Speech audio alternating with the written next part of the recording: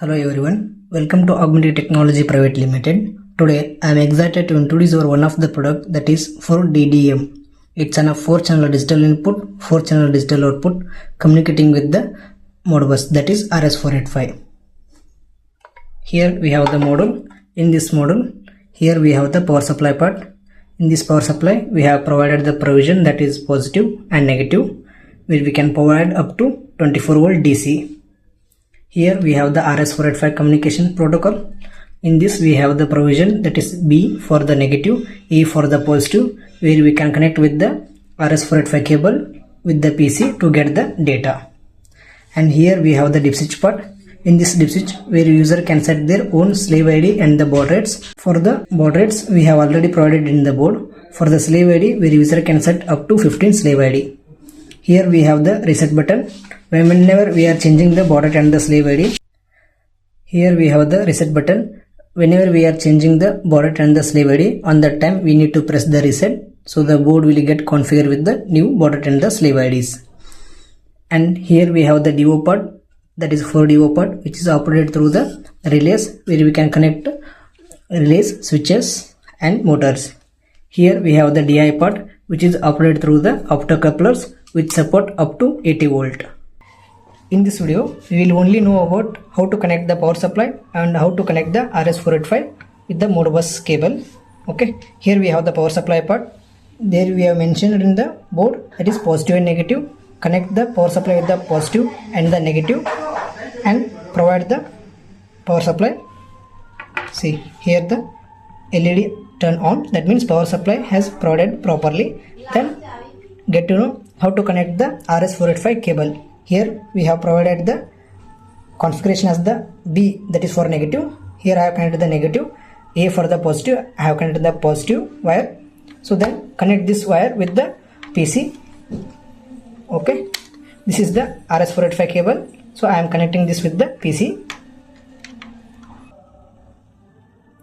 Now we will connect the RS485 cable with the PC. So I have connected with the PC. Now open the device manager.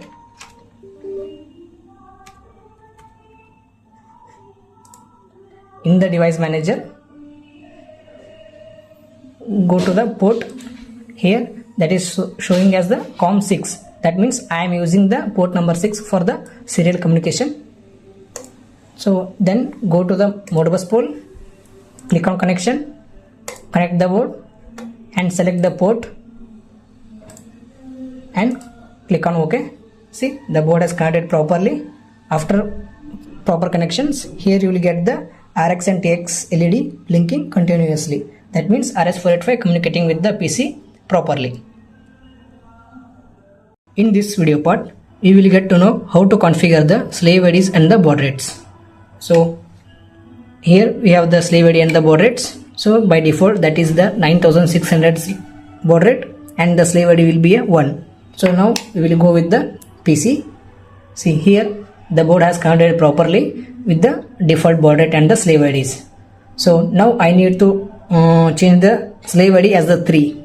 Okay, before changing the slave IDs, here this is the dip switch for the slave ID. So here in the dip switch they have mentioned 1, 2, 3, 4. That means the slave ID configuration as the 1, 2, 4, 8. That means if I need the slave ID 3, then I need to hide first and the second pin. That means 1 plus 2, that will be a 3 slave IDs. Okay, then I need the baud rate as a 19200. So the first pin that is mentioned in the board, that is 19200. So I will hide this pin.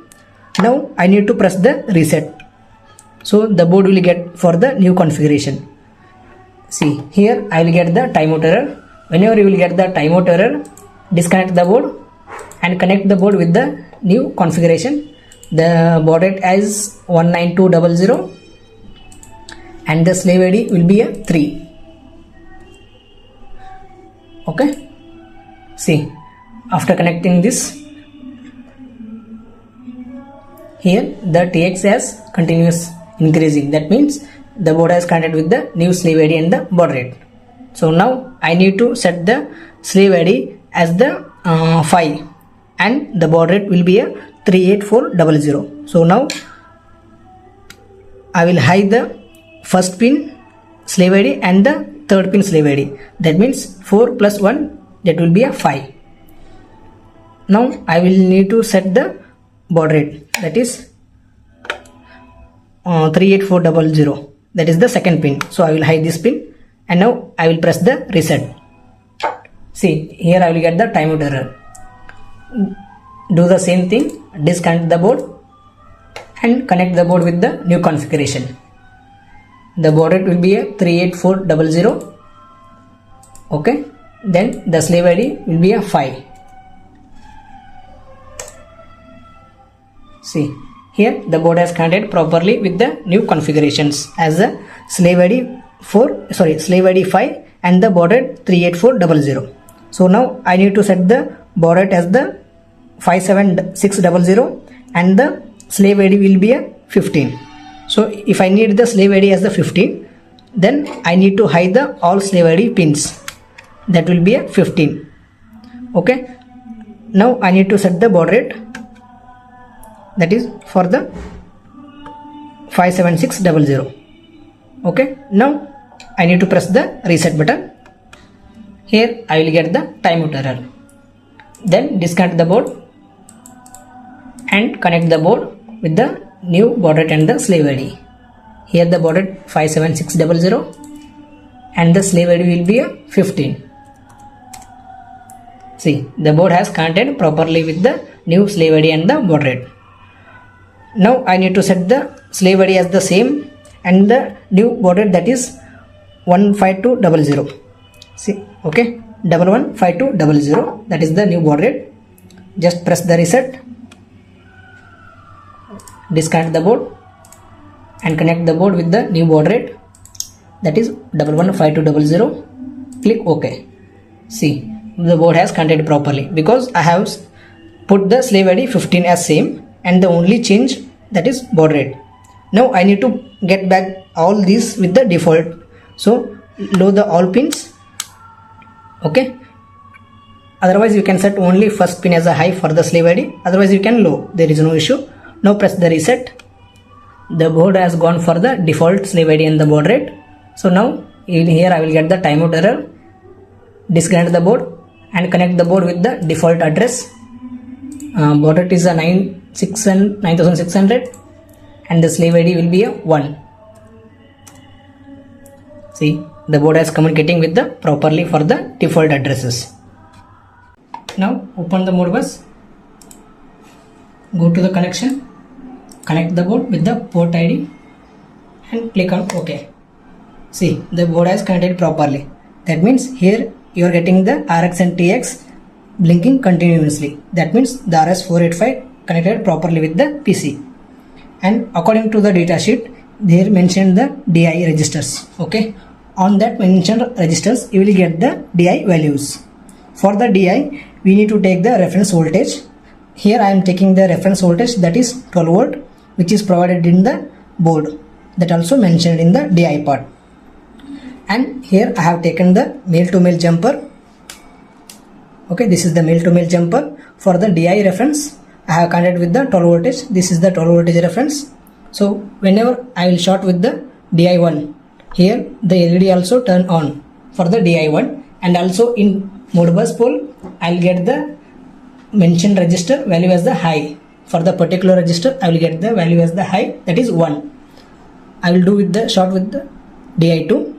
See, here also you will get the LED on for the DI2, and also in Modbus for the particular register you will get the value as the 1, that is DI2. And for the DI3 I will do the same. See, here also you will get the LED on. That means in register also you will get the high value 1. For do with the DI4 also, here also the DI4 LED turn on, and also in Modbus port you will get the value as the high 1. Don't do with the ground, only short with the DI parts except the ground part. Open the Modbus and click on connection. Connect the board with the port number with the serial port. Okay, and the all baud rate and the everything will be default. Click on OK. See, here the board connected properly. Here you will get the RX and TX LED blinking with continuously. That means the RS485 communicating proper with the board. Now for the according to the datasheet, the first register will be a DO part. Okay, here we have the 4 DO. The starting 4 register will be a DO part, and click on that, provide the value as the high and send the request. Within the second, the LED has turned on. That means the DO1 operated properly. And do the same thing for the DO2. Click on that and provide the value on, send the request. Here the DO2 has operated properly. Do the same thing for the DO3. Click on that and provide the value as the high. Then the DO3 operated properly. And click on the fourth DO, provide the value as the high and send the request. The DO4 has operated properly. That means the all DO has operating properly. There is no issue with the DO.